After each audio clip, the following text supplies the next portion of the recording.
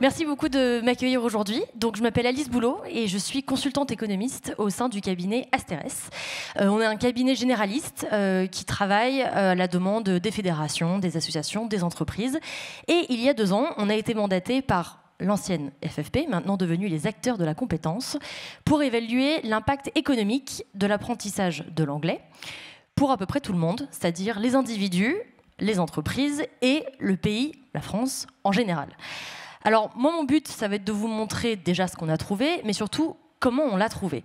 Parce que c'était pas du tout une mission évidente au départ, même au contraire, on s'est dit c'est impossible. Donc, je vais vous brosser en une quinzaine de minutes le travail qu'il nous a fallu plusieurs mois pour réaliser. Je vais le faire de façon très simple, c'est-à-dire chronologique. Donc, je vous emmène avec moi et on va faire de façon accélérée ce qu'on a mis plusieurs mois à faire. Comme d'habitude, on a commencé par ce qu'on appelle, de façon assez barbare, une revue de littérature. Alors pour ceux qui ne savent pas, l'idée c'est d'aller creuser et de voir ce qui a été fait ailleurs, surtout dans le champ académique, universitaire, pour trouver et voir s'il y avait des données sur ce que ça ferait si on avait par exemple plus d'anglophones en France. Ce que ça ferait pour l'individu, ce que ça ferait pour l'entreprise et ce que ça ferait pour l'économie en général.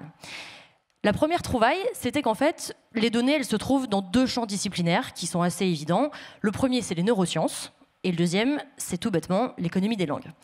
Alors, la neuroscience, elle a montré, à partir des années 1960, qu'il existe une théorie, un concept, qui est en fait un avantage, qui s'appelle l'avantage bilingue.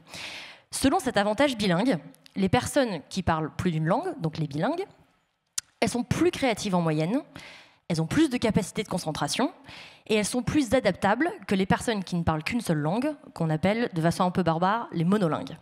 Alors pourquoi est-ce qu'elles ont tous ces atouts-là? Pourquoi la créativité par exemple? Eh bien parce qu'une personne monolingue, de par sa capacité à formuler sous plusieurs horizons, sous plusieurs termes, un même mot, une même idée, un même concept, elle aura plus d'ouverture d'esprit. Par exemple. C'est d'ailleurs ce qu'on retrouve dans les entretiens d'embauche. Souvent, les bilingues, ils sont vus comme plus ouverts d'esprit. Pourquoi est-ce qu'ils sont plus concentrés? Là, c'est un peu le revers de la médaille. C'est que parce que pour un seul et même terme, parce que pour un seul et même concept, pour une seule et même idée, il existe au moins toujours 2 mots. Un livre, ce sera livre et boc. Le bilingue, il devra toujours mettre de côté une partie de son cerveau pour pouvoir se concentrer sur une seule langue. Et donc, naturellement, il aura plus d'habileté à occulter les informations inutiles à sa réflexion pour se concentrer sur ce qui est crucial pour lui à un moment T. Et pourquoi plus adaptable? Parce que très souvent, le bilinguisme, il ne tombe pas du ciel, il est le résultat d'une exposition multiculturelle qui fait que les bilingues sont en général plus souvent exposés à différentes façons de penser, à différentes cultures, à différents cultes, à différentes religions, à différents modes de vie.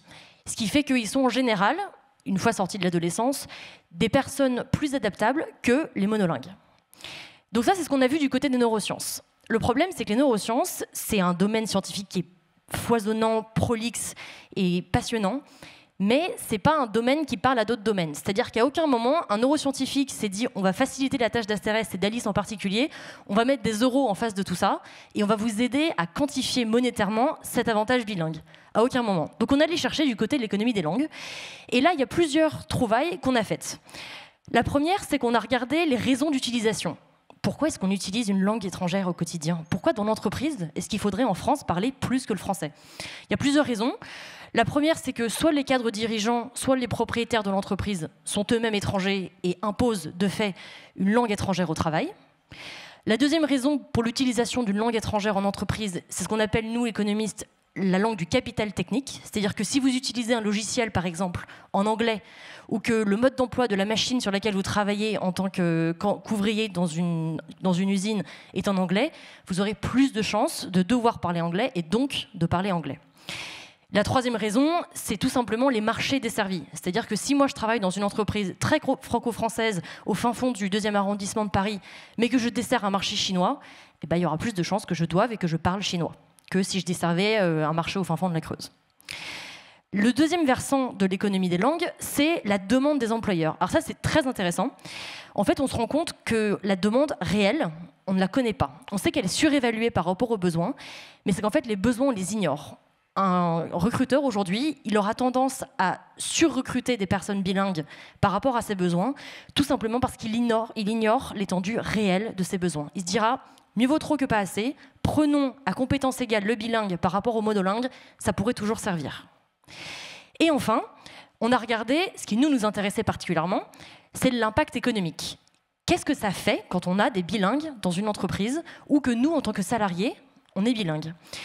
Et bien, en tant que salarié, on a une meilleure employabilité. C'est-à-dire qu'à compétence égale, on aura plus de chances d'être recruté grâce à ce fameux effet signal qui fait qu'on est perçu comme plus ouvert d'esprit, plus adaptable, plus sympa. Et on aura, non c'est vrai, c'est les études qui le montrent, c'est pas moi qui le dis, et on aura moins de chances d'être licencié en période de dureté économique. Ça, c'est un exemple en Suisse qui nous l'a montré, c'est que quand les salaires augmentent, les bilingues sont les derniers à être licenciés, tout simplement parce qu'ils sont vus comme étant ceux avec le plus de valeur pour l'entreprise.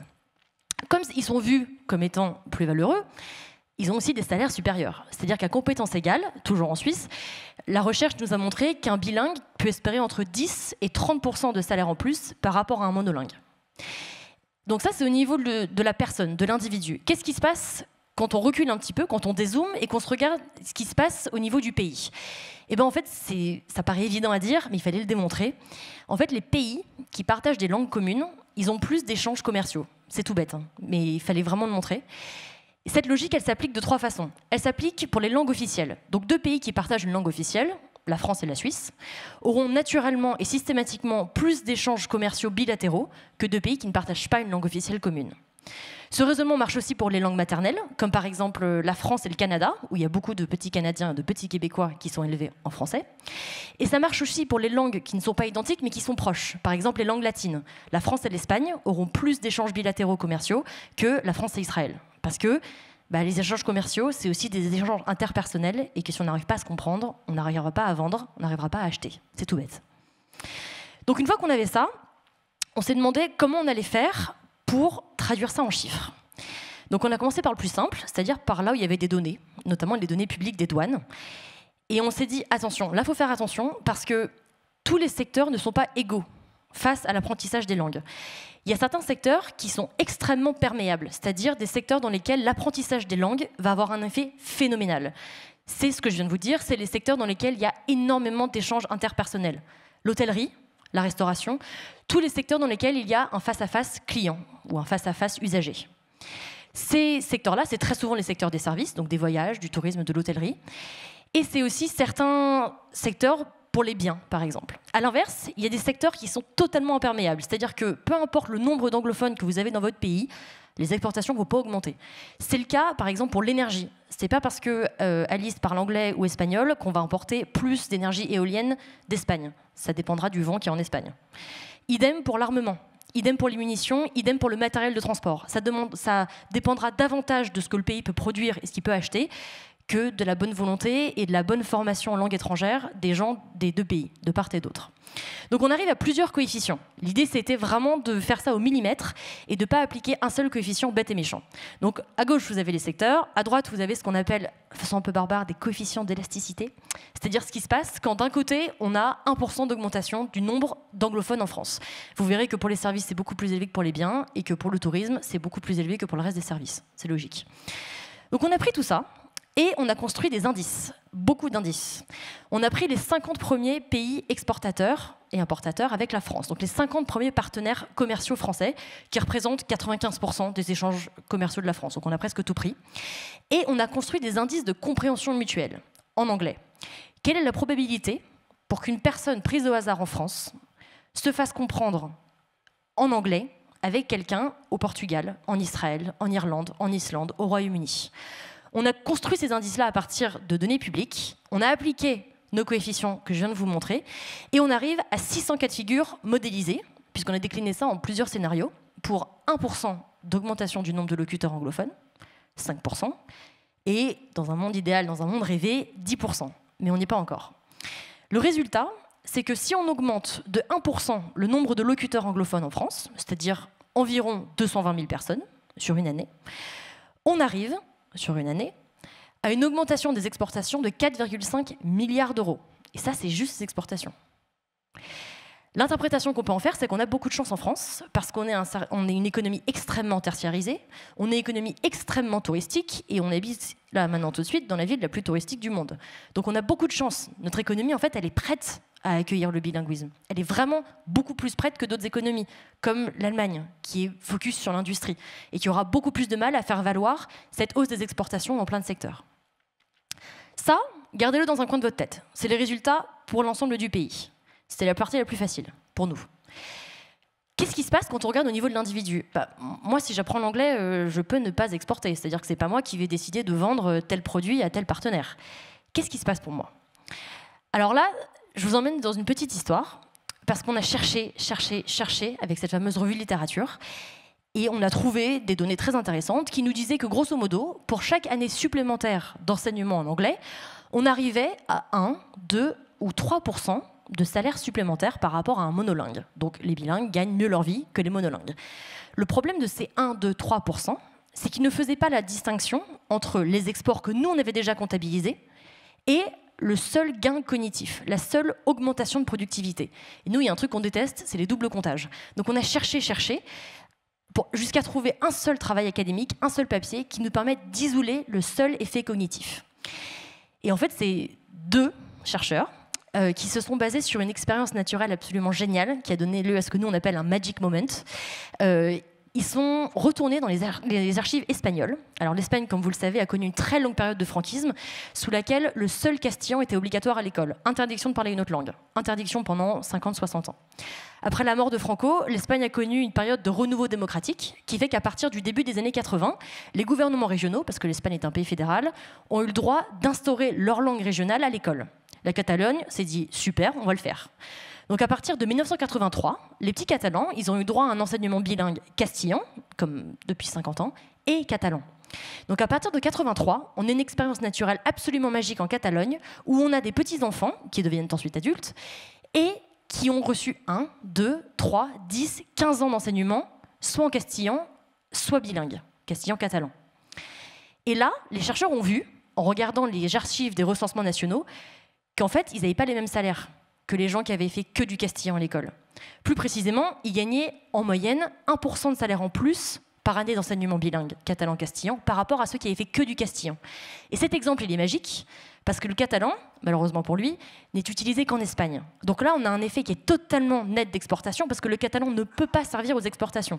Si je sors d'Espagne, bon déjà je tombe dans l'océan, et surtout, je ne peux pas exporter avec le catalan que je parle. Donc cette expérience naturelle, elle était formidable parce qu'elle nous permet d'isoler le seul effet cognitif et de voir ce qui se passe quand moi, qui n'exporte pas, je parle anglais dans mon entreprise. Déjà, je gagne plus. CF, la courbe. Alors vous voyez, la courbe, elle n'est pas linéaire. Elle augmente très rapidement au début et ensuite elle ralentit, mais toujours en augmentant. Le message que je veux faire passer, c'est que ça sert toujours de faire 1 an de plus, 2 ans de plus, 3 ans de plus d'enseignement. Le but, c'est vraiment d'arriver à la maîtrise parfaite. Et ça sera toujours plus rentable pour vous en tant que salarié et pour vous en tant qu'entreprise, on y arrive après, de continuer à enseigner et de maîtriser de mieux en mieux que de s'arrêter en se disant « c'est bon, j'ai atteint un niveau C2 ». Ça vaut toujours le coup de continuer à enseigner parce qu'en tant que salarié, on gagne toujours plus et en tant qu'entreprise, on produit toujours plus. Si vous voulez les chiffres sonnants et trébuchants, un employé en France aujourd'hui qui maîtrise une langue au niveau conversationnel, nous on a dit que conversationnel c'était B2, si vous n'êtes pas d'accord on en parle après, il gagne en moyenne 4 300 € net par an, de plus, toutes choses égales par ailleurs, que quelqu'un qui ne parle pas de langue. Donc c'est pas mal, c'est un 13e et un 14e mois, c'est pas mal. Donc ça c'est pour l'individu, très chouette, mais l'entreprise, pourquoi elle paye cette personne autant? Parce que la personne elle produit plus. Ces gains cognitifs dont je viens de vous parler, en fait, c'est des gains de productivité. Et nous, on a appliqué une théorie, très bête mais très classique, qui est qu'une entreprise, si elle paye plus, c'est que le salarié produit plus. C'est la théorie classique. Si je gagne 1 000 €, c'est que j'arrive à dégager au moins 1 000 € pour mon entreprise. Sinon, elle paierait moins. Elle n'aurait pas intérêt à me payer 1 000 €. Donc, quand on transforme le salaire net en salaire super brut, on arrive à cette courbe. Ça, c'est pour une entreprise, c'est pas forcément très intéressant. Quand on regarde pour toutes les entreprises françaises dans leur ensemble, on voit qu'une entreprise dont 10% des salariés atteindraient ce fameux niveau B2, elle augmentera en moyenne son chiffre d'affaires annuel de 1,5% grâce au seul gain de productivité. Donc ça, c'est même si vous n'exportez pas, même si vous n'avez aucun lien avec l'étranger. C'est juste les gains de productivité parce que vos salariés sont plus créatifs, plus adaptables, plus proactifs et ont une meilleure capacité de concentration. Donc ça, c'est l'impact pour les entreprises. Donc on a vu niveau macroéconomique pour le pays, niveau microéconomique pour l'individu, et il vient de terminer avec le niveau microéconomique pour les entreprises.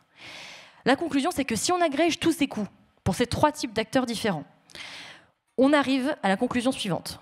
Si on augmentait de 1% le nombre d'actifs qui maîtrisent l'anglais en France, le chiffre d'affaires des entreprises françaises augmenterait de 5 milliards d'euros sur un an. L'immense majorité, ce serait des exportations, comme vous l'avez vu, c'est 4 milliards. Et il y aurait un petit milliard qui viendrait des seuls gains de productivité, donc les fameuses courbes que je viens de vous montrer avant, hors exportation. Donc c'est tout bénéfique. Donc c'est la première conclusion à laquelle je voulais arriver aujourd'hui, c'est que le bilinguisme, en fait, il sert tout le monde, même ceux qui ne l'apprennent pas, même ceux qui ne le côtoient pas, même ceux qui ne l'emploient pas. Si mon voisin commence à parler anglais au travail, ça va générer plus d'exportation, plus de productivité, ça va se retrouver dans ma façon de consommer, dans la façon dont je paye mes impôts, dans la façon dont l'économie tourne. La deuxième grande conclusion, c'est que l'économie française, du coup, en général, au-delà de la somme des individus qui la composent, gagnerait à un meilleur enseignement et, in fine, à une meilleure maîtrise des langues, en particulier de l'anglais, étude sur laquelle on a travaillé. Et troisième conclusion, qui fait un petit peu guise d'ouverture, c'est que ce travail-là qu'on a fait pour l'anglais, il mériterait d'être mené sur d'autres langues, l'espagnol, l'italien, l'allemand. Et ça, c'est que celles qui sont enseignées à l'école. Hein. Après, il y a les langues rares. Donc il y a tout un potentiel d'études, il y a tout un potentiel d'analyse, de données à aller chercher pour prouver que les langues sont utiles. Et j'espère avoir réussi à vous le prouver